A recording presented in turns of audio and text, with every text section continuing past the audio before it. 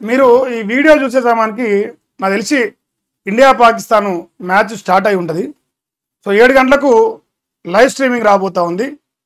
ప్రపంచం మొత్తం కూడా ఇండియా పాకిస్తాన్ మ్యాచ్ చూసే సమయం కూడా ఆసన్నమవుతూ ఉంది. అయితే ఒక బాధాకరమైన విషయాన్ని ఈ సందర్భంగా మీ అందరికీ తెలియాల్సిన అవసరం ఉన్నది. సో భారతీయ సేన డే 1 నుంచి కూడా భరతమాత పైన అంతులేని ప్రేమను చూపిస్తూ ఉంటుంది. ప్రతిరోజు భరతమాత ముద్దు బిడ్డలందరి ఫోటోలతోని ఇంట్రో ఉంటుంది. ఒక బాధాకరమైన విషయం ఏంటంటే ఆపరేషన్ సింధూర్ జరిగి అతి తక్కువ కాలం అవుతా ఉంది. సో ఆపరేషన్ సింధూర్ కంటే ముందు పహల్గామ్లో ఉగ్రదాడి జరిగింది.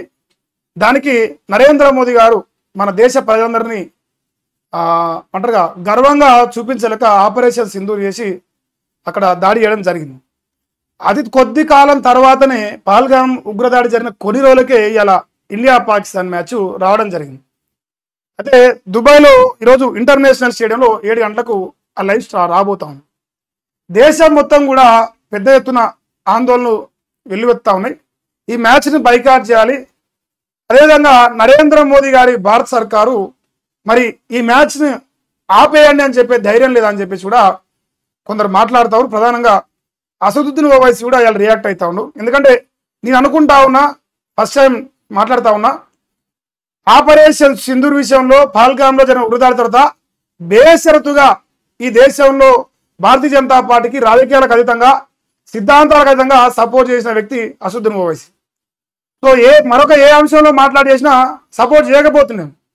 కానీ దేశంలో ప్రజలందరి ఆత్మగౌరవం సమస్య, మరీ ముఖ్యంగా హిందువులపైనే దాడి జరిగిందని మనం చెప్పుకొని అలా ఆపరేషన్ సింధూర్ మొదలుపెట్టి చేసినాం, ఇంకా కూడా కొనసాగుతుందని నరేంద్ర మోదీ గారు కానీ భారత ప్రభుత్వం ఉన్న మిగతా మంత్రులు అని మాట్లాడారు.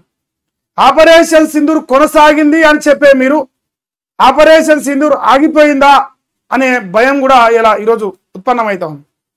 ఆపరేషన్ సింధూర్ కొనసాగితే ఏ రకంగా మనం చంపినోళ్ళతోని పైసల కోసము పేరు కోసము ఇలా ఈ మ్యాచ్ ఆడుతారని దేశం మొత్తం ఇలా అడుగుతా ఉంది భారత సర్కారుని కానీ ఈ ఆట ఆడే ఆటగాళ్ళని కానీ.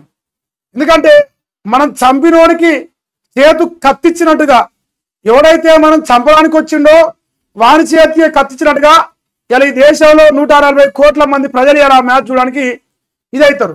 దాని ద్వారా కోటాను కోట్ల రూపాయల యాడ్స్ ద్వారా ఇంకో రకంగా వస్తాయి. అది పాకిస్తాన్లో ఉన్న జనాభాకు, పాకిస్తాన్ ప్రభుత్వానికి, పాకిస్తాన్ ఆటగాళ్ళకు కూడా ఇలా డబ్బు చేరుతుంది. అందులో ఎంతో కొంత భాగం. అంటే ఎవరైతే మన తల్లను చంపిరో, ఎవరైతే భర్తలు నుంచి మరి వీడి హిందువా కాలం చంపిరో అలాంటి క్రూరాతి క్రూరమైన దేశానికి అలా మన డబ్బు పోబోతాను. అందువల్ల ఇలా ఈ దేశం మొత్తం కూడా ఈరోజు ఈ క్రికెట్ మ్యాచ్ పైన పెద్ద ఎత్తున ఆందోళన వెల్లువెత్తా ఉన్నాయి. మహేష్ గారు సేనుడు కూడా క్రికెట్ పైన మాట్లాడలే.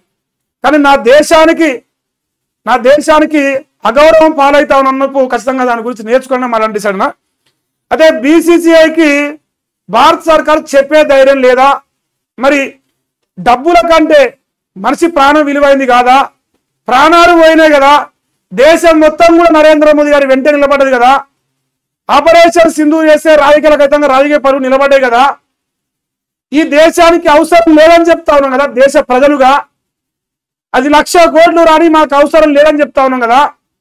కానీ ఎవడైతే మనం చంపిండో, ఎవడైతే మనం చంపడానికి ప్రయత్నం చేసిండో, ఎవడైతే మన మానవ ప్రాణాలపై దెబ్బ కొట్టిండో వానికే తీసుకుపోయేలా పట్రాబోయి ఓ గన్ను కొనుక్కో, ఓ కత్తి కొనుక్కో, ఒక అణుబాంబు కొనుక్కో అన్నట్టుగా వానికి ఇలా మనం పైసలు మూడజెప్పినలో అవుతా ఉన్నాం కదా ఈ మ్యాచ్ చూడడం వల్ల.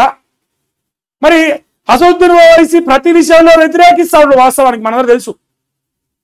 నేను గతంలో కూడా మాట్లాడినా. అసదుద్దీన్ ఓవైసీ ఫస్ట్ టైం నాకు తెలిసి నేను రాజకీయంలో ఈ 2 సంవత్సరాల జర్నీలో నేను చూసిన దాన్ని బట్టి అసదుద్దీన్ ఓవైసీ దాదాపుగా నరేంద్ర మోదీ గారు తీసుకున్న ఏ నిర్ణయాన్ని వ్యతిరేకించండు. అది 370 ఆర్టికల్ కావచ్చు, ట్రిపుల్ తలాక్ కావచ్చు, ఇంకా ఏదైనా కావచ్చు. గత 11 సంవత్సరాలుగా చూస్తాను. ఫస్ట్ టైం సిద్ధాంతాలకు వ్యతిరేకంగా ఎంఐఎం పార్టీ అధ్యక్షుడు అసదుద్దీన్ ఓవైసీ రాజకీయాలను పక్కన పెట్టి దేశం కలిసి ఉండాలి, దేశ ప్రజలకు అన్యాయం జరిగింది, ఒక హిందువుకు అన్యాయం జరిగింది, వీడు హిందువా కాదని బట్టలు ఉడదీసి మరి చూసి మరి చంపిరు అని చెప్పేసి అసదుద్దీన్ ఓవైసీ కూడా తన మనసు కరిగిపోయి ఇలా నరేంద్ర మోదీ గారి ప్రభుత్వానికి ఆపరేషన్ సింధూర్కు బేషరతుగా మద్దతిచ్చిన వ్యక్తి కాబట్టి ఈరోజు తను మాట్లాడిన కామెంట్స్కి నేను ఏకీభవిస్తాను. మనుషుల ప్రాణాల కంటే పైసలే ఎక్కువ నన్ను ఒక కామెంట్ చేస్తాను.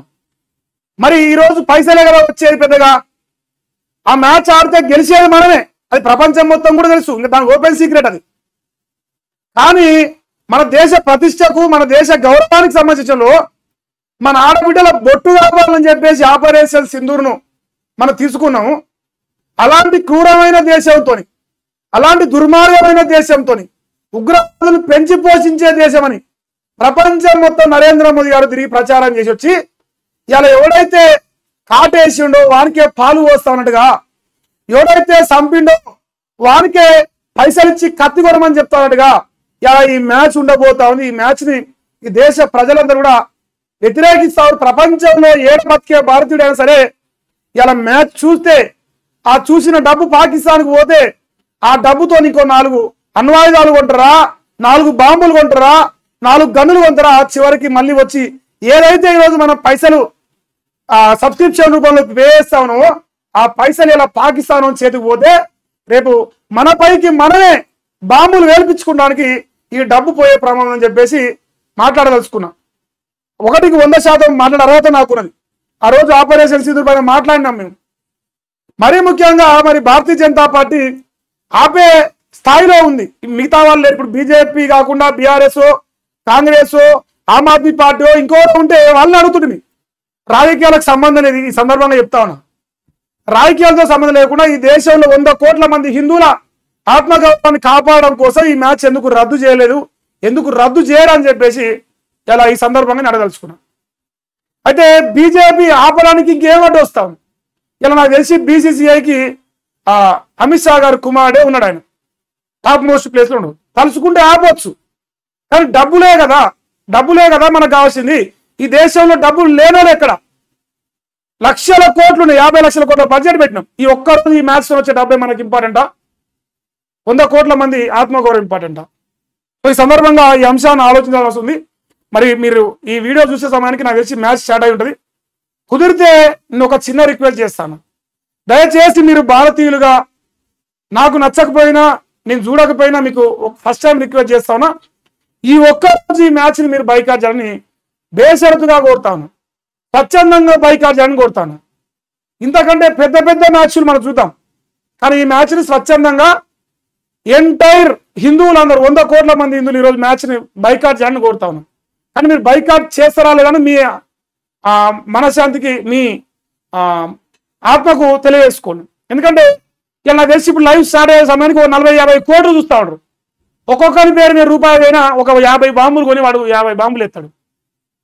మనం చంపుకోవడానికి మనం మ్యాచ్ చూసి మనమే పైసలు ఇద్దామా అనేది దయచేసి మీరు ఆలోచించి ఒక మంచి నిర్ణయం తీసుకొని నరేంద్ర మోదీ గారి భారత ప్రభుత్వానికి కానీ పాకిస్తాన్కి కానీ మరి ఎవరైతే ఇలా ఈ మ్యాచ్ని జరపడానికి ముందుకొచ్చారో వాళ్ళందరికీ ఒక చెంపపెట్టులాగా మీరు నిర్ణయం ఉండాలని మనస్ఫూర్తిగా కోరుకుంటూ సెలవు తీసుకుంటాను. Thank you so much.